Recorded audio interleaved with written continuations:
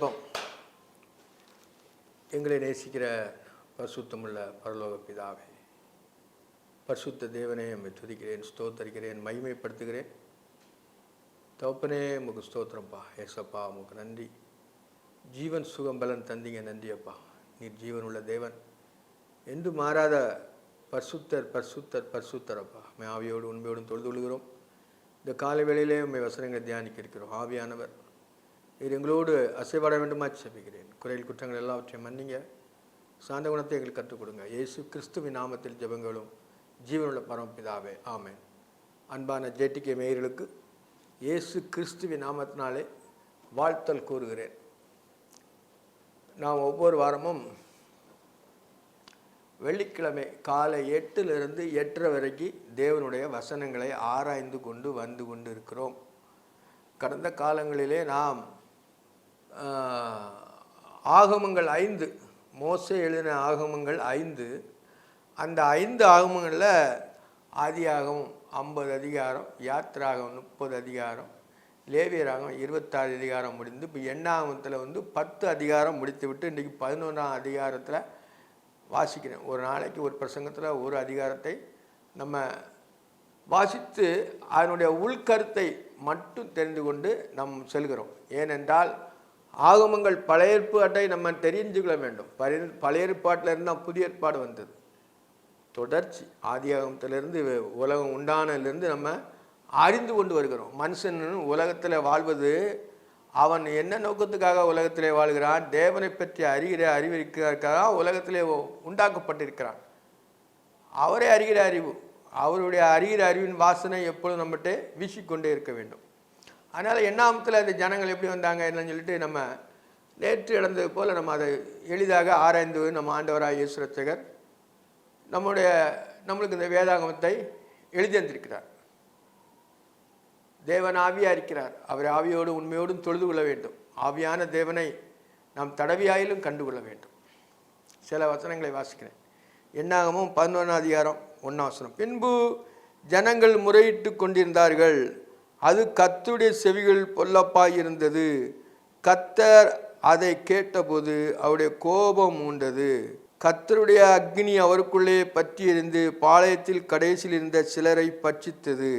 அப்பொழுது ஜனங்கள் மோசே நோக்கி கூப்பிட்டார்கள். மோசே கர்த்தரை நோக்கி விண்ணப்பம் பண்ணினான். உடனே அக்னி அவிந்து போயிற்று. கர்த்தருடைய அக்னி அவருக்குள்ளே பற்றியதினால் அவ்விடத்தில் திருக்கு தபேரா என்று பெயரிட்டான். பின்பு அவர்களுக்குள்ளே இருந்த பல ஜாதியான அந்நிய ஜனங்கள் மிகுந்த இச்சலுவனானார்கள். இஸ்ரவேல் புத்தரும் திரும்ப அழுது, நமக்கு இறைச்சியை கொடுப்பவர்கள் யார்? நாங்கள் எகிப்திலிருந்து கிரயமில்லாமல் சாப்பிட்ட மச்சங்களையும் வெள்ளரிக்காய்களையும் கொம்புட்டிக்காய்களையும் கீரைகளையும் வெங்காயங்களையும் வெள்ளை பூண்டுகளையும் நினைக்கிறோம். இப்பொழுது நம்முடைய உள்ளம் வாடிப்போகிறது. இந்த மன்னாவை தவிர நம்முடைய கண்களுக்கு முன்பாக வேறொன்றும் இல்லையே என்று சொன்னார்கள்.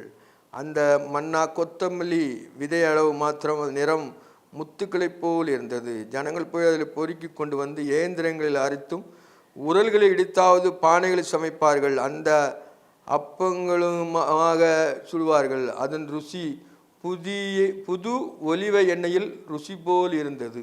இந்த பாதத்தில் நாம் பார்க்கும் பொழுது இஸ்ரவேல் ஜனங்கள் அவள் சீனாய் வனாந்தரத்திலிருந்து அந்த வனாந்தரத்தில் ஆண்டவரை பாளையத்தில் ஆசரிப்பு கூடுவராக உண்டாக்கி அவரை சேவித்து கொண்டு வருகிறார்கள். அவர்கள் ஆசரிப்பு கூடாரத்தில் மேகம் பகலில் மேக ஸ்தம்பத்தினாலும் இரவிலே அக்னி ஸ்தம்பத்தினாலும் அவர்களை வழி நடத்தினார். அதில் கடந்த அதிகாரத்தில் பார்க்கும்பொழுது பெட்டியானது புறப்படும் மோசே பெட்டி புறப்படும் போது மோசே எழுந்தருளும் என்று சொல்லுவான். அது திரும்ப அந்த இடத்துல இறங்கும்போது மேகமானது அதை இறங்கும் பொழுது கர்த்தாவே திரும்ப அநேகம் ஆயிரம் இஸ்ரவேலின் இடத்தில் திரும்புவீர்களாக என்பான். அப்போ திரும்பி அவங்களோடு ஆண்டவர் வாசம் பண்ணுகிறார். இஸ்ரவேல் ஜனங்களோடு ஆண்டவர் வாசம் பண்ணுகிறார். அதனால்தான் மேகஸ்தம்பம் அக்னி ஸ்தம்பத்தினால வழி நடத்தினார். தேவன் அவர்களோடு இருக்கிறார். இந்த அடையாளத்தை அக்னி ஸ்தம்பத்தினாலும் மேக ஸ்தம்பத்தினாலும் வழி நடத்தினார். இப்பொழுது நம்ம புதிய ஏற்பாடு காலத்தில் தேவன் நம்மளோடு இயேசுவானவர் உங்களில் இருக்கிறார். கிறிஸ்துவானவர் மகிமை நம்பிக்கையாக உங்களுக்குள் இருப்பதே அந்த ரகசியம். அவர் நமக்குள்ளே இருக்கிறார். அதை தான் நம்ம அறிஞ்சு கொள்ள வேண்டும் புதிய ஏற்பாடு காலத்தில். பழைய ஏற்பாடத்தில் மேகஸ்தமும் அக்னிஸ்தமும். புதிய ஏற்பாட்டில் இயேசுவானவர் மகிமை நம்பிக்கையாக நமக்குள்ளே வாசம் பண்ணுகிறார். அதை நம்ம அறியணும். அவரை நம்ம என்ன அறியணும். நம்முடைய எல்லா காரியங்களும் நடக்கும்பொழுது அவரை நம்ம அறிந்து கொள்ளலாம். பின்பு ஜனங்கள் முறையிட்டு கொண்டிருந்தார்கள். ஜனங்கள் என்ன தெரிஞ்சுறாங்கன்னா, முறையிட்டு கொண்டிருந்தார்கள். ஒருத்தருக்கு ஒருத்தர் முறையிடுறது, ஒருத்தருக்கு ஒருத்தர் பேசுறது. நம்ம எப்படின்னா, நம்ம எதிர்காலத்தில் நம்ம எப்படி இருந்தோம், பழைய ஏற்பாட்டுக்கு பழைய காலங்களில் நம்ம எப்படி இருந்தோம், இப்படி இருந்து சொல்லி முறையிட்டு கொண்டிருந்தார்கள். அது கர்த்தருடைய செயல் பொல்லாப்பா இருந்தது. அது கர்த்தருடைய செயலில் பொல்லாப்பா இருந்தது. நம்ம பழசை நினைச்சாங்க அவங்க. அந்த எகிப்தில் இருக்கும் பொழுது பழசில் நம்ம எப்படி இருந்தோம், முற்காலத்தில் நம்ம எப்படி சுகமாக வாழ்ந்தோம், எப்படி நம்ம என்னெல்லாம் சாப்பிட்டோங்கிறதுனால ஒருத்தருக்கு ஒருத்தர் அந்த பழசு சொல்லியே முறையிட்டு கொண்டார்கள். அது என்னதாச்சா, அது கர்த்தருடைய செயல் பொல்லாப்பா இருந்தது. அது பொல்லாப்பா இருக்குது. பழசை நினைக்கக்கூடாது. பழசை நம்ம ஒரு காலத்தில் எப்படி இருந்திருப்போம், ஆனால் திருப்பி அதுக்குள்ளே நம்ம மனசையும் அதில் குழப்பக்கூடாது. அதெல்லாம் புது சிருஷ்டியாக இருப்பதே காரியம்னு சொல்லியிருக்கிறார். பழவில் எல்லாம் ஒளிந்து போயினாங்கிற மாதிரி நம்ம பழைய செய்கைகள், பழைய காரியங்கள், பழைய எல்லாமே ஒளிந்து போயிருந்தான்னு சொல்லியிருக்கு பைபிளில். அதனால் அதே நம்ம தோண்டிகிட்டு இருக்கக்கூடாது. அது தூரப்போ அப்போலே போய் சத்தானேங்கணும். அந்த பழைய காலங்கள் நம்ம நினைக்கேண்டி போட்டிருக்குது. ஆனால் அதில் நல்ல கருத்துக்களை மட்டும்தான். நம்ம எவ்வளவு கஷ்டமானதில் நம்ம எப்படி வந்தோம் அதில் தான் நம்ம சந்தோஷப்படணும். அதை பழசு நம்ம எப்படி இருந்தோன்னு அப்படிங்கிறது நம்ம நினைக்கக்கூடாது. கஷ்டமான நேரத்தில் நம்ம பழசையை நினைக்கக்கூடாது. அதுதான் இந்த இதெல்லாம் எழுதியிருக்கார் ஆண்டவர். கர்த்தருடைய அக்னி அவருக்குள்ளே பற்றி இருந்தது. அப்போ என்னதுன்னா, கர்த்தர் அதை கேட்டபோது அவருடைய கோபம் உண்டது. அவருடைய கோபம் என்னென்னா அக்னி. நம்முடைய தேவன் பட்சிக்கிற அக்னியாக இருக்கிறார் என்று இருக்கு. நாதாவும் அபியும் தப்பு பண்ணதுனால அந்நிய அக்னியின் கொண்டனால பச்சித்து போட்டது அந்த அக்னி. அதே அக்னி தான் நம்மளை சூழ்ந்திருக்கிறார். இரவிலே நம்மளை சுத்த கர்த்தருடைய காவல் தூதனார்கள் அக்னி சூழியாக நம்ம சூழ்ந்திருக்கிறான்னு தான் வேதத்தில் போட்டிருக்கு. இதில் பார்க்கும் பொழுது கர்த்தருடைய அக்னி அவருக்குள்ளே பற்றி எரிந்தது. கர்த்தருடைய அக்னி கோபம் வந்தோடனே அவர் அக்னி வந்து பற்றி எரிந்தது. கடைசியில் இருந்த சிலரை பட்சித்து, சிலர் கடைசியில் இருந்தவங்களுக்கு அக்னி வந்து பற்றிச்சுன்னு போட்டிருக்கு. இதெல்லாம் எதுக்கு போட்டிருக்குன்னா, கோபம் மூட்டக்கூடாது. தேவனுக்கு நம்ம எரிச்சல் மூட்டக்கூடாது. அவர் நம்ம தான் கொண்டு போகிறார். அவர் பாலும் தேனும் ஓடுற கானான் தேசத்துக்கு கொண்டு போகிறார். இலவசமாக இவங்களை கொண்டு வழி நடத்திட்டு வர்றாரு. எல்லாமே தேவையில்லை, எல்லாம் சந்தித்துட்டு வர்றாரு. ஆனாலும் இவங்க உள்ளத்தில் ஒரு பற்றுதல், ஒரு ஆசை, ஒரு அவங்களுக்கு ருசிகரமான ஆகாரத்தை நினச்சி, அந்த பழைய இதெல்லாம் நினச்சி தன்னுடைய மாம்ச இச்சையின்படி அதை என்ன சிநேகித்தார்கள். அதனால தான் ஆண்டவருக்கு கோபம் உண்டது. எல்லாமே அவர் கொடுக்குறாரு, இருந்தாலும் அவங்களுக்கு அதில் விருப்பம் இல்லை, பழசை நினைக்கிறாங்க. கடைசியில் சிலரை பச்சித்தது. அப்போ ஜனங்கள் மோசை நோக்கி கூப்பிட்டாங்களா, கர்த்தரை நோக்கி அவங்க கூப்பிடுறதில்ல. மோசைட்டு மூலமாக தான் ஆண்டவர்கிட்ட பேச முடியும். அதனால் மோசை நோக்கி கூப்பிட்டார்கள். மோசை தான் அவருடைய பாரத்தை முழுவதும் சுமக்கிறான்.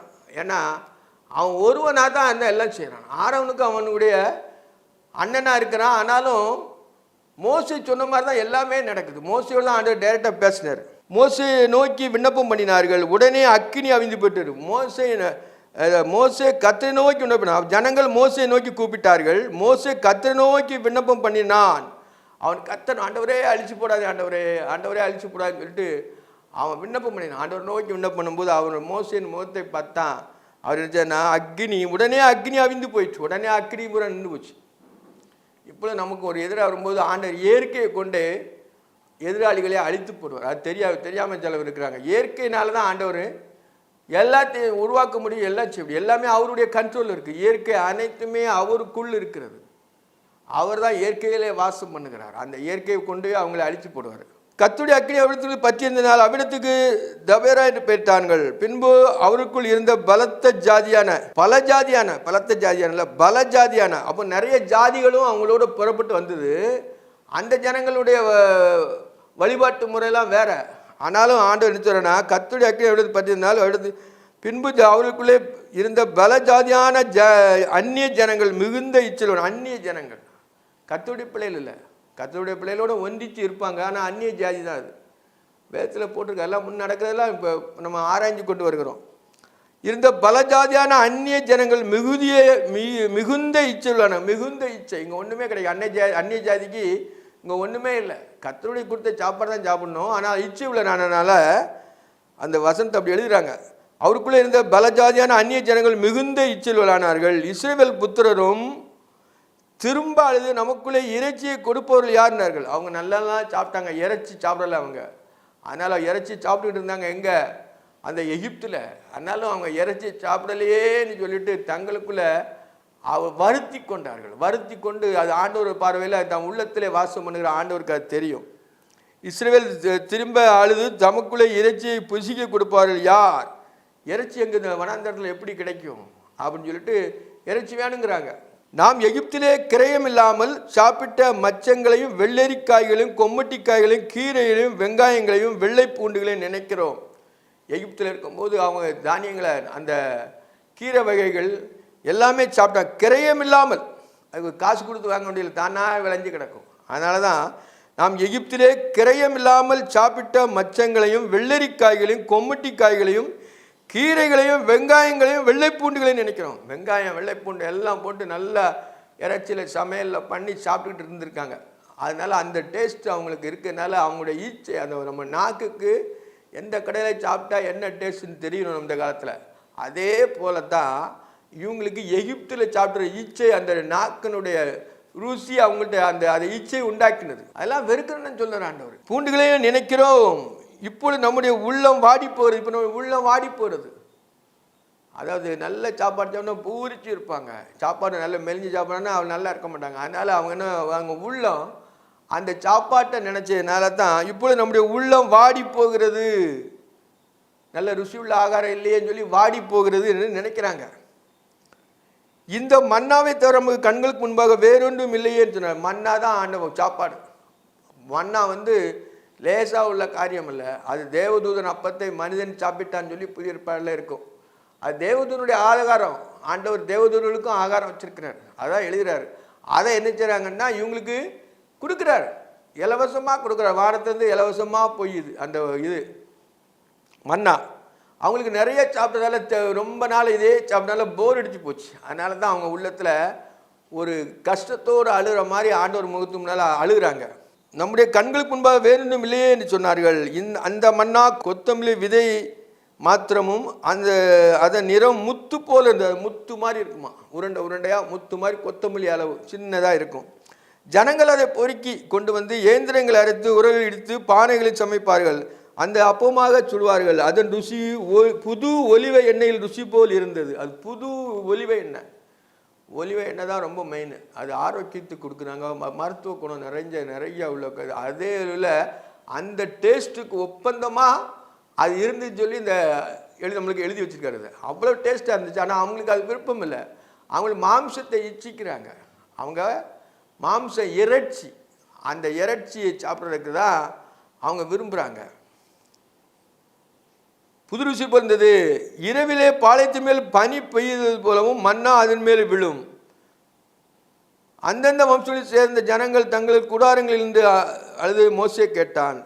கர்த்தருக்கு மிகவும் கோபம் உண்டது. மோசேயின் பார்வைக்கு அது பொல்லாப்பா இருந்தது. அப்போ என்னென்னா மன்னா அது மேலே விழும், அந்த பனி மாதிரி விழுமா, அதுக்கு மேலே தான் அந்த மன்னா விழும். அதுதான் ஜனங்கள் பொறுக்கி அதை இயந்திரங்கள் அரைத்து அது அப்பமாகவும் மரம் சுடுவாங்க. அப்போ அவங்களுக்கு வேலை எல்லாமே அவங்களுக்கு ஆண்டவர் கொடுக்குறாரு.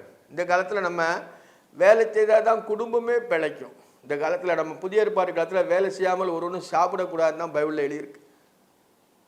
பவுல் எழுதுவார். ஆனால் சொந்த கையினாலே வேலை செய்து நான் ஊழியம் செய்தேன்னு சொல்லி பவுல் எழுதுவான்.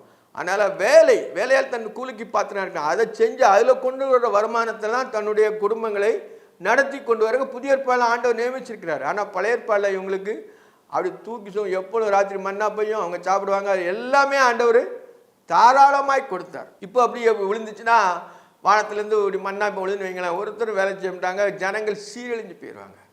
வேலை செய்யனுடைய நெத்தி வேற தரையில் பட்டு தான் அந்த காலத்தில் சாப்பிடுவாங்க. இப்போ அப்படி இல்லை. தன்னுடைய இதனால அவங்க என்ன சொன்னால் லகுவாய் அவங்களுக்கு அந்த மாற்று இது மாதிரி ஆண்டவர் பண்ணிட்டார். அதனால் எல்லாருக்குமே வருமானங்களை கொடுத்து பணத்தை கொடுத்து அதன் மூலமாக வாங்கி இந்த காலத்தில் புதிய ஏற்பாடு காலத்தில் நம்ம ஜீவித்து கொண்டு வருகிறோம். எல்லாரும் ஒன்று தான். அந்த காலத்தில் இந்த காலம் எல்லாம் ஒன்று தான். இப்போ பிரயாசப்பட்டு ஒவ்வொரு ஜனங்களும் தன்னுடைய குடும்பம் பிழைக்கிறதுக்காண்டி அப்படி செய்வாங்க. ஆனால் பழைய ஏற்பாட்டில் அப்படி இல்லை. எல்லோரும் உண்மையாக தான் இருந்தாங்க, தனித்தனியாக இருப்பாங்க. ஆனால் அவங்கவுங்க இதுக்கு போதும் என்ற மன நிறைவோடு இருந்தாங்க. இப்போ போதும் என்ற மன நிறைவு யாருக்கும் கிடையாது. ஒருத்தர் கூட போதும் என்ற மன நிறைவு இல்லை இந்த உலகத்தில். ஏன்னா எல்லாருக்குமே அதிகமாக நம்ம சேர்க்கணும் சாத்தான் அவளை இருதயத்தை பூரா மனுஷனுக்கு கெடுத்து விட்டான். அதை மாற்ற முடியாது. அவனுடைய என்னென்னா ஆசையை உண்டாக்கி அவனை பாவத்துக்குள் விழத்தழுவது தான் அவனுடைய முற்று முடிய நோக்கம். அப்பொழுது மோசே கர்த்தரை நோக்கி, நீர் இந்த ஜனங்களை எல்லாவற்றையும் பார்த்து என்மேல் சுமத்தினால் நானும் அடியேனுக்கு உபத்திரவம் பண்ணியது என்ன? உம்முடைய கண்களில் எனக்கு கிருபை கிடைக்காதோ என்றான். அதாவது மோசே எல்லாரும் கோத்திரமாக நின்று கதவு பக்கத்தில் நின்று நினைச்சான்னா மோசையை கேட்டான். அதாவது கூடார வாசலில் நின்று அழுது சத்தத்தை மோசே கேட்டான். கர்த்தருக்கு மிகவும் கோபம் உண்டது. மோசையின் பார்வைக்கு அது பொல்லாப்பா இருந்தது. கர்த்தருக்கு ரொம்ப கோபம் உண்டுட்டு, ஆனால் மோசையின் பார்வை பொல்லாப்பா இருந்தது. ஜனங்கள் கூடி கூடி அவங்க கூடார வாசலில் அழுதுகிட்டு இருக்காங்க, ஏன்னா அவங்களுக்கு இறைச்சி இல்லைனால. அப்பொழுது மோசே கர்த்தரை நோக்கி, இந்த ஜனங்கள் எல்லாம் பார்த்து என் மேல் சுமத்தினால் உடைய எனக்கு உபத்திரம் பண்ணினது என்ன? உம்முடைய கண்களில் எனக்கு கிருபை கிடையாதோ போனது என்ன? உம்முடைய கண்களில் எனக்கு கிருபை கிடையாதோ போனோன்னு தன்னை தாழ்த்தி அவன் ஆண்டவர்கிட்ட ஜெபம் பண்ணான். எனக்கு கிருபை தாரோம், கிருபை அப்பமே கிருபை இருந்தான். அவனுக்கு கிரேஸ். மோசையும் பாவி தான். அவன் என்ன சொன்னா, கிருபை கிடைக்காது என்ன, எனக்கு கிருபை செய்யுங்கப்பா, கிருபை செய்யுங்கன்னு தன்னை தாழ்த்துறான். போனது என்ன? இவருடைய பிதாக்களுக்கு நாணயிட்டு கொடுத்த தேசத்துக்கு நீர்வழிகளை முளையுண்கிற பாலகனை தகப்பன் சுமந்து கொண்டது போல நீ உன் மார்பில் அணைத்து கொண்டு போ என்று என்னுடைய சொல்லும்படிக்கு இந்த ஜனங்கள் எல்லாம் கற்பந்தரித்தேனோ, இவர்களை பெற்றது நானும். அவனுக்கும் கோபம் வந்துட்டு, அவனுக்கும் என்ன சொன்னா, இவங்க படுத்த இதனால இவங்க மனஸ்தாபப்படுறதுனால அவனும் தன்னை மனஸ்தாபப்பட்டு ஆண்டவர்கிட்ட இப்படி கெஞ்சி கேட்கும்பொழுது, இவங்களை நானா பெற்றேன், இவங்களை அப்படி வழிநெடுத்து கொண்டு போனேன், வந்தீங்களை தகப்பனை போல சுமந்து கொண்டு போனீங்கன்னு சொல்லிட்டு எல்லாம் சொல்லிட்டு என் மேலே அவ்வளோ பார்த்து சுமந்து சொல்லிட்டு அவன் அவ்வளோ தன்னை தாழ்த்தி சொல்கிறான். இந்த ஜனங்கள் எல்லாரும் கொடுக்கறதுக்கு எனக்கு இறைச்சி எங்கிருந்து வரும்? இந்த ஜனங்களுக்கு கொடுக்குறதுக்கு இறைச்சி, இவ்வளோ ஜனங்களுக்கு கொடுக்குற இறைச்சி எங்கேருந்து வரும் அப்படின்னு சொல்லிட்டு அவன் சொல்கிறான். இந்த ஜனங்கள் எல்லாருக்கும் கொடுக்கறதுக்கு எனக்கு இறைச்சி எங்கிருந்து வரும்? எனக்கு இறைச்சியை கொண்டு என்னை பார்த்து அழுகிறார்களே, எனக்கு இறைச்சியை கொடுன்னு சொல்லி என்னை பார்த்து அழுகிறார்களேன்னு சொல்லிட்டு ஆண்டவர்கிட்ட மோசே முறையிடுறான். இந்த ஜனங்களால் நான் ஒருவனாய் தாங்கக்கூடாது, எனக்கு இது மிஞ்சின பாரமாக இருக்கிறது. அதாவது சுமக்கூடிய பாரம்னா சுமந்துருவான், மிஞ்சின பாரம். எல்லா 6 லட்சம் புருஷர்கள் இருக்கும்போது ரொம்ப வழிநடத்து ரொம்ப பெரிய காரியம். அதனால் எனக்கு மிஞ்சினதாக இருக்குது, இவங்களை சுமக்க முடியலன்னு சொல்லிட்டு தன்னை அவன் முழு எண்ணத்தோடு ஆண்டவர்கிட்ட அப்படி சொல்கிறான். அப்போ ஆண்டவர் என்ன சொல்கிறானே, அவன் ஒருத்தனால சுமக்க முடியாதனால அவனுக்கு தெரியும், எல்லாரும் ஒன்றுட்ட முறையிட்ட நிச்சயம் அவனுக்கு ஓவர் டென்ஷன் ஆயிரும், அவனால் தாங்க முடியாது. அதனால தான் ஆண்டவர் இரக்கம் உள்ளவராக இருக்கு. அப்படின்னால தான் அவனுக்கு கிரேஸ் கொடுக்குறாரு. எப்படி கொடுக்குறாருன்னா, உம்முடைய கண்களில் எனக்கு கிருபை கிடைத்ததினால் இப்படி எனக்கு செய்யாமல் என் உபத்திரத்தை நான் காணாதபடிக்கு இப்பொழுது என்னை கொண்டு போகணும் என்று வேண்டிக்கொண்டான். என்னை கொண்டு போகணும்னு சொல்கிறான். அவன் எவ்வளோ பார்த்தீங்களா, என்னை கொண்டு போகணுன்னு சொல்லும் பொழுது அவன் தன்னை முழுவதும் ஜீரோ ஆக்கிட்டான். நான் ஒன்றும் என்னால் செய்ய முடியாத ஆண்டவரே, என்னை கொண்டு போகணும், ஏன் எனக்கு இப்படி வந்தது, என்கிட்ட உண்மை இல்லாட்டா என்னை கொண்டு போகணும்னு சிலவங்க சொல்லுவாங்க. என்கிட்ட உண்மை இல்லைன்னா அப்போ ஆண்டவர் நீ கொண்டு போட வேண்டியதானேன்னு சொல்லுவாங்க சிலவங்க. ஆண்டவர் சும்மா கொள்ளுவாரா? உன்கிட்ட உண்மை இருக்குது, ஆனாலும் அதை உனக்கு உன்னுடைய இதில் தாங்க முடியலை, அதனால அவன் இப்படி சொல்கிறான்னு சொல்லிட்டு ஆண்டவருக்கு எல்லாமே தெரியும். அதனால் என்ன சொல்ல, என்னை கொண்டு போகணும்னு சொல்லி அவ்வளவு தன்னை வருத்தி ஆண்டவர்கிட்ட சொல்கிறான். இப்பொழுது என்னை கொண்டு போகணும் என்று வேண்டிக் கொண்டான். இப்பொழுது என்னை கொண்டு போகணும் என்று வேண்டிக் கொண்டான். ஆனால் கொல்ல மாட்டா, உன்னை கொண்டு தான் வழி நடத்த வேணும்னு சொல்லிட்டு அவன் திட்டம் வச்சிருக்கும்போது அவனை கொல்லுவாரா? கொல்ல மாட்டார். அப்போ என்ன சொல்லாருன்னா, அப்பொழுது கர்த்தர் மோசேயை நோக்கி, இஸ்ரவேல் ஜனங்களும் மூப்பரும் தலைவருமான இன்னார் என்று நீ அறிந்திருக்கிறாயே, அந்த மூப்பரில் 70 பேரை கூட்டி என் ஆசரிப்பு கூடாரத்தில் அருகே அங்கே உன்னோட கூட வந்து நிற்கும்படி செய்தான். நீ எப்போ மூப்பர்கள் எல்லாம் நீ ஒத்தையில் சுமக்காண்டாப்பா, அவன் ரகுவேல் சொல்லிட்டு போயிருந்தான் அவன் மாமனார். அது சொல்லிட்டு போது நியாயம் விசாரிக்கிறதுக்கு நிறைய பேரை வைங்க, நீ ஒத்தையில் சுமக்கப்படான்னு அவன் சொல்லிட்டு போனான். இப்பொழுதும் என் ஒருவனா சுமக்கூடாதுன்னு சொல்லி ஆண்டவரை நோக்கி, அது முக்கியமாக இது முக்கியம் தான், இதுதான் முக்கியம். அப்போ என்ன சொன்னா, அவனுடைய ஆவி இருக்கணும். அதனால் ஆண்டவர் அவருடைய ஆவியை முழுவதும் மோசே மூலமாக வச்சுருந்தார். இப்போ அதனால் என்ன சொன்னான்னா, இப்படி கர்த்தர் மோசேயை நோக்கி, இஸ்ரவேல் ஜனங்களே மூப்பரின் தலைவருமான இன்னார் என்று நீ அறிந்திருக்கிறாயே, அந்த மூப்பரில் 70 பேரை கூட்டி அவர்களை ஆசரிப்பு கூடாரத்தின் அருகே உன்னோட கூட வந்து நிற்கும்படி செய்யணும். ஆசரிப்பு கூடாரத்து உன்னோட கூட நிற்கும்படி செய்து 70 பேரை கூட்டி வர சொல்லிட்டார். ஆண்டவராக இயேசுரத்துக்கரும் அவருடைய சீசல் 12 பேரை தவிர 70 பேரும் திருப்பி ஊழியத்துக்கு அனுப்புகிறார். அதே மாதிரி தான் இங்கே என்ன செய்யணும்னா, 70 பேரை கூட்டிகிட்டு வா, என்னுடைய ஆவி அவங்க மேலே வைக்க போகிறேன்னு சொல்கிறார். அப்போ நான் இறங்கி வந்து அங்கே உன்னோட பேசி, நீ ஒருவனாய் மாத்திரம் ஜனங்களின் பாரத்தை சுமக்காமல் உன்னோட கூட அவர்களும் அதை சுமப்பதற்கான உன்மேல் இருக்கிற ஆவியை அவர் மேலும் வைப்பேன். உன்னோட மேல் இருக்கிற ஆவியை அவர்கள் 70 மேலேயும் வைப்பேன்னு சொல்லிட்டார் ஆண்டவர். அப்போ என்னென்னா, கர்த்தருடைய ஆவி மோசேக்குள்ளே எல்லாமே இருந்து அவருக்குள்ளே இருந்து அவர் எடுத்து அந்த 70 பேருக்குள்ள வைக்கிறார். 70 பேரும் ஒரு மனப்பட்டு ஒரே ஆவின் சிந்தையா ஆண்டவருக்கு ஊழியம் செய்கிறாங்க. ஆவியை அவர் மேல் வைப்பேன், நீ ஜனங்களை நோக்கி நாளைக்காக உங்களை பரிசுத்தம் பண்ணுங்கள். நீ ஜனங்களை நோக்கி நீ ஆண்டவர் எல்லாம் சொல்லிட்டு அவளை கூட்டு வா, உன்னுடைய ஆவியை அந்த 70 மேலே வைப்பேன்னு சொல்லிட்டு நீ ஜனங்களை நோக்கி நாளைக்காக உங்களை பரிசுத்தம் பண்ணுங்கள், நீங்கள் இறைச்சி சாப்பிடுங்கள். உடனே சொல்லிட்ட உடனே ரிசல்ட் உடனே கொடுத்துட்டார் ஆண்டவர். உடனே கூட நீங்கள் நாளைக்கு இறைச்சி சாப்பிடுவீங்க. உடனே அங்கே ரெக்கார்டு வந்துட்டு ஆண்டவர் கை அவர் அதை அறிய முடியாது, அவர் அறிய முடியாது. உடனே அவன் சொல்லிட்டாரு, நீங்கள் ஜனங்களை நோக்கி நாளைக்காக உங்களை பரிசுத்தம் பண்ணுங்கள், நாளைக்காக உங்களை பரிசுத்தம் பண்ணுங்கள். பரிசுத்தம் இல்லாமல் ஒருவனும் தேவனை அறியார். என்ன பரிசுத்தம்னா இருதயத்தில் பரிசுத்தம், எல்லாத்துலேயுமே பரிசுத்தம். அதனால் அவன் இருக்கிறதுனால ஆண்டவர் மோசே சொல்கிறான், நீ ஜனங்களை நோக்கி நாளைக்காக உங்களுக்கு பரிசுத்தம் பண்ணுங்கள், நீங்கள் இறைச்சி சாப்பிடுவீர்கள். எங்களுக்கு இறைச்சி சாப்பிட கொடுப்பவன் யார் என்று எகிப்திலே எங்களுக்கு சௌக்கியமாக இருந்தது என்று கர்த்தர் செவி கேட்க அழுதீர்களே. நீங்கள் கர்த்தர் செவி கேட்க நீங்கள் அழுதீர்களே. அவங்க இறைச்சி இல்லாமல் சொல்லும் பொழுது ஆண்டவர் செவி கேட்க அழுதீர்களே. ஆகையால் நீங்கள் சாப்பிடும்படி கர்த்தர் உங்களுக்கு இறைச்சியை கொடுப்பார், நீங்கள் சாப்பிடும்படி கர்த்தர் உங்களுக்கு இறைச்சியை கொடுப்பார்னு சொல்லிட்டார். அப்போ அவர் சொன்னால் நடக்குமா நடக்காதா? நடந்தே தீரும். அப்போ என்னென்னா மோசைக்கு அதில் முழு விசுவாசம். ஜனங்கள் தான் அதுலேயும் மோசைக்கு கொஞ்சம் இது இருக்குது, கொஞ்சம் உள்ளானதில் எப்படி கொடுக்க முடியும்னு வேற சொல்கிறான். பின்னாடி பார்க்குறோம். கொடுப்பீர்கள் ஆண்டவர் சொன்னதை ஜனங்கள்ட்ட அப்படி சொல்கிறான் மோசே.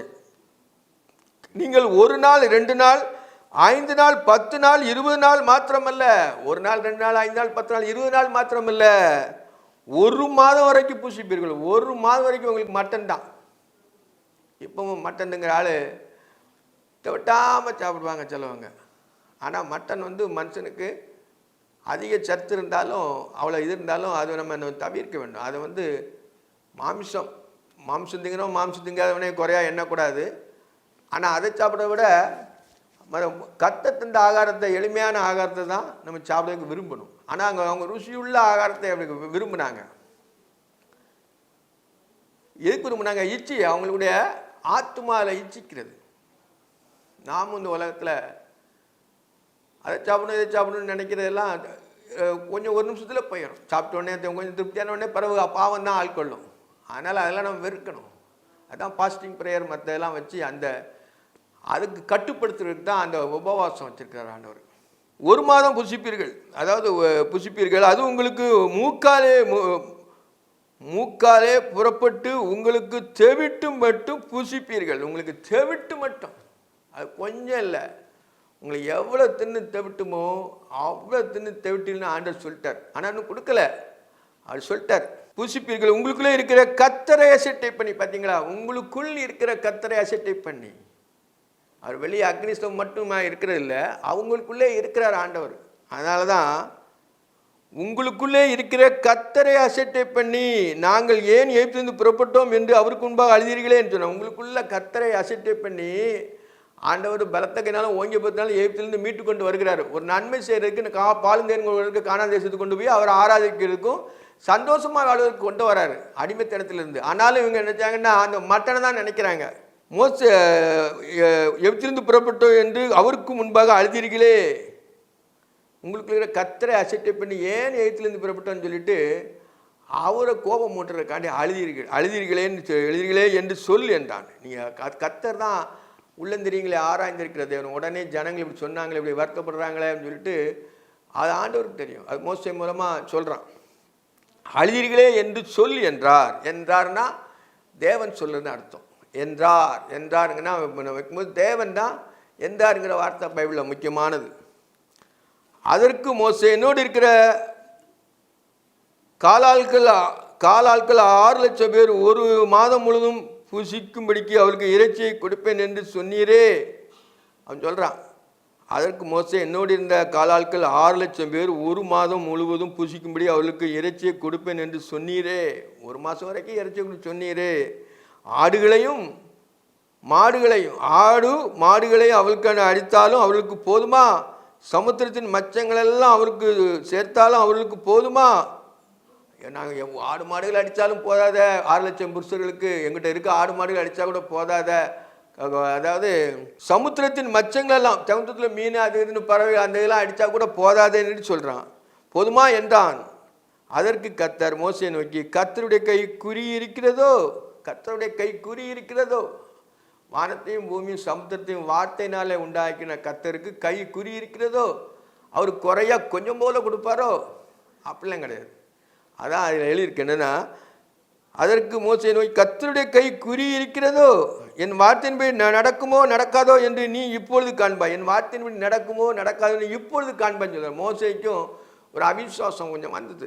அதனால தான் அவர் செய்ய முடியுமான்ட்டு நினச்சான். ஆனால் ஆண்டவர்கிட்ட கை குறி இருக்கிறது, அவரால் கொடுக்க முடியுமா? அவரை சர்வத்தை சிருஷ்டித்த தேவன் தானே. அவர் சொல்லாகும் கட்டளையிட நிற்கும்.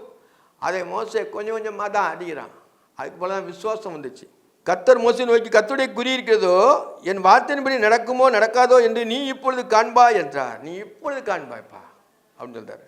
அப்பொழுது மோசே புறப்பட்டு ஜனங்களுடைய வார்த்தை ஜனங்கள் சொல்லி ஜனங்கள் மூப்பர்கள் 70 பேரை கூட்டி கூடாரத்தை சுற்றி நிறுத்தினான். 70 பேரை கூடாரத்தை ஆசரிப்பு கூடாரத்தை சுற்றி நிறுத்தினான். கர்த்தர் மேகத்தில் இறங்கி அவருடன் பேசி அவன் மேல் இருந்த ஆவியை மூப்பராகி அந்த 70 மேலும் வைத்தார். 70 பேரும் அவன் மேல் இருந்த ஆவியை 70 மேலே வைக்கார். 70 பேர் உள்ளத்திலையும் தேவனுடைய ஆவி இருக்குது. கர்த்தர் மேகத்தில் இறங்கி அவனுடைய பேசி அவனின் மேல் இந்த ஆவியை மூப்பராகி அந்த 70 மேலும் வைத்தார். அந்த ஆவி அவர்கள் மேல் வந்து தங்கினது மாத்திரமாக தீர்க்கதரிசனம் சொன்னார்கள். தீர்க்கதரிசனம் சொன்னாங்க. கர்த்தருடைய ஆவி வந்தபோது தீர்க்கதரிசனம் சொன்னார்கள். அந்நிய பாஷை பேசுறேன்னு சொல்லலை, தீர்க்கதரிசனம். அவர் முன்னால் நடக்கிறத சொல்றது, பின்னால் நடந்ததெல்லாம் சொல்லும் போது தீர்க்கதரிசனம் சொல்றதுங்க சொன்னார்கள். ஒரு தீர்க்கதரிசனம், ஒரு முன் நடக்கக்கூடிய காரியங்களை சொல்றது சொன்னார்கள். சொல்லி பின்பு ஓய்ந்திருந்தார்கள். அப்பொழுது 2 பேர் பாளையத்தில் இருந்து விட்டார்கள். ஒருவன் பேர் எல்தாத், மற்றவன் பேர் மேத்தாத். இவர்கள் பேர்வழி எழுதப்பட்டிருந்தது. கூடாரத்தில் போக புறப்படாதிருந்தார்கள். அவர்கள் மேலும் ஆவி வந்ததினால் பாளையத்தில் தீர்க்கதரிசனம் சொன்னார்கள். அதனால் 2 பேர் அங்கே தங்கிட்டாங்க பாளையத்தில். மற்றவங்க எல்லாம் 68 பேரும் போயிட்டாங்க. 2 பேர் மட்டும் பாளையத்தில் தங்குறாங்க. அப்போங்கும்போது ஒரு பிள்ளையாண்டான் ஓடி வந்து எல்தாத்தும் மேதாத்தும் பாளையத்தில் தீர்க்கதரிசனம் சொல்கிறார்கள் என்று மோசேக்கு அறிவித்தான். 2 பேர் நீர் இல்லாமல் அங்கே 2 பேர் பாளையத்தில் இருந்து புறப்படாமல் இருந்து அங்கே தீர்க்கதரிசனம் சொல்கிறான்னு சொல்லி மோசேக்கிட்ட சொல்கிறான். உடனே மோசே என்று வாலிபர் ஒருவன் அந்த ஊழியத்துக்காரனும் நூனின் குமாரனாக யோசுவா பிரயத்தனமாக, என் ஆண்டவனே மோசே அவர்களை தடை பண்ணும் என்றான். அப்போ மோசே வந்து அந்த யோசுவா வந்து மோசேனுடைய பத்தில் இருக்கிறான். அதனால் அவனுக்கு அது தெரிஞ்சுது. உடனே மோசேயின் இடத்திலும் வாலிபன் ஒருவன் ஊழியக்காரனும் நூனின் குமாரன் யோசுவாவுக்கு பிரயத்தனமாக, என் ஆண்டவனே மோசே அவளை தடை பண்ணும் என்ன, என் ஆண்டவனேன்னு சொல்கிறான். கர்த்தரை அவன் என்ன சொல்கிறான், மோசேயை என்ன சொல்கிறான்னா, என் ஆண்டவனாகிய மோசேவரே பெரியவர், இவனோட பெரியவருங்கிறதா ஆண்டவருங்கிறது. என் ஆண்டவனாகிய மோசேயே அவர்களை தடை பண்ணும் என்ன. அங்கே தீர்க்கதரிசனம் சொல்லிட்டு இருக்காங்க பாளையத்தில், அவர்களை தடை பண்ணும் என்றான். அதற்கு மோசே, எனக்காக வைராக்கியம் காண்பிக்கிறாயோ? கர்த்தருடைய ஜனங்கள் எல்லாரும் தீர்க்கதரிசனம் சொல்வதாக கர்த்தர் தம்முடைய ஆவியை அவர்கள் மேல் இறங்கினால் நலமா இருக்குமே என்றான். பார்த்தீங்களா மோசேயுடைய குணத்தை பார்த்தீங்களா? அவங்கக்கிட்ட இப்படி வந்துட்ட ஆவி வந்துட்டேன்னு அவன் விசனப்படலை. ஜனங்கள் எல்லாரும் என்ன சொல்கிறாங்கன்னா, கர்த்தர் தம்முடைய ஆவியை அவர் மேல் இறங்க பண்ணினார். அதாவது ஜனங்கள் எல்லாரும் தீர்க்கதரிசனம் சொன்னால் எனக்கு சந்தோஷமாக இருக்கும், ஆண்டவர் அவரோடு பேசுகிற மாதிரி இருந்துச்சுன்னா எனக்கு சந்தோஷமாக சொல்லிட்டு தன்னை முழுவதுமாக விட்டு கொடுத்து, தான் பெரியவன்னு நினைக்கல அந்த நேரத்தில். அவங்ககிட்டையும் கர்த்தருடைய ஆவி வந்தால் நலமாக இருக்குமே சொல்லி அவன் சந்தோஷப்படுறான். இருக்குமே என்றான். பின்பு மோசே இஸ்ரவேல் பாளையத்தில் வந்து சேர்ந்தார்கள். பின்பு மோசேயும் இஸ்ரவேல் மூப்பரும் பாளையத்தில் வந்து சேர்ந்தார்கள். 2 பேரும் திருப்பி என்ன செய்வாங்கன்னா பாளையத்துக்கு வந்துட்டாங்க. அவங்க தீர்க்கதரிசனம் சொன்ன சரிதான், அவங்கள தடை பண்ணாண்டான் அப்படிங்கிற மாதிரி தான் அர்த்தம். ஜனங்கள் எல்லாரும் சொன்னால் எங்களுக்கு நல்லா இருக்குமேன்னு சொல்கிறாங்க. பின்பு மோசே இஸ்ரவேல் மூப்பர்கள் வந்து சேர்ந்தார்கள். அப்போ திருப்பி இவங்க என்ன சொன்னா, பின்பு மோசேயும் இஸ்ரவேல் மூப்பரும் பாளையத்தில் வந்து சேர்ந்தார்கள். இப்போ 68 பேரும் திரும்பி வந்துட்டாங்க பாளையத்துக்குள்ளே. இதோட அந்த அதிகாரத்தில் இன்னும் ஒரு 5 வசனம் இருக்குது. அது அடுத்த வாரம் தியானிக்க இருக்கிறேன். ஜெபம். நேசிக்கிற பரிசுத்தமுள்ள பரலோக பிதாவே, பரிசுத்த தேவனே, துதிக்கிறேன், ஸ்தோத்தரிக்கிறேன், மகிமைப்படுத்துகிறேன். தகப்பனே, நீர் வானத்தையும் பூமியும் சமுத்திரத்தையும் எல்லாவற்றையும் உண்டாக்கின தேவன், இயற்கையிலே ஆளுகை செய்கிற தேவன். நீர் என்று மாறாத பரிசுத்தர் பரிசுத்தர் பரிசுத்தரப்பா. ஆவியோடு உண்மையோடு தொழுகிறேன். என்னில் உள்ள குறைகள் குற்றங்களை மன்னிங்க. மாம்ச சிந்தை சாத்தானவன் கொண்டு வருகிற மாம்ச சிந்தையிலிருந்து எங்களை விடுதலையாக்கித்தாங்க. ஆவியின் சிந்தையிலே உம்மோடு நாங்கள் வளர, உம்மோடு நடந்து செல்ல எங்களுக்கு கிருபை செய்ய வேண்டுமா ஜெபிக்கிறேன். பரிசுத்த ஆவியானவர் எங்களை ஆளுகை செய்ய வேண்டுமா ஜெபிக்கிறேன். என்னில் உள்ள குறைகள் குற்றங்கள் எல்லாவற்றையும் மன்னிங்கப்பா. உங்களுடைய ரத்தத்தினால கழுவி சுத்திக்கிறீங்க. இயேசுவின் ரத்தம் ஜெயம், இயேசுவின் ரத்தம் ஜெயம், இயேசுவின் ரத்தம் ஜெயம், இயேசுவின் ரத்தம் ஜெயம், இயேசுவின் ரத்தம் ஜெயம், இயேசுவின் ரத்தம் ஜெயம், இயேசுவின் ரத்தம். ஆண்டவரே, உம்முடைய கல்வானின் ரத்தம் எங்கள் இதயத்தை கழுவி சுத்திகரிக்க வேண்டுமா ஜெபிக்கிறேன். இயேசு கிறிஸ்துவின் நாமத்தில் ஜெபங்களும் ஜீவனுள்ள பரமபிதாவே, ஆமென்.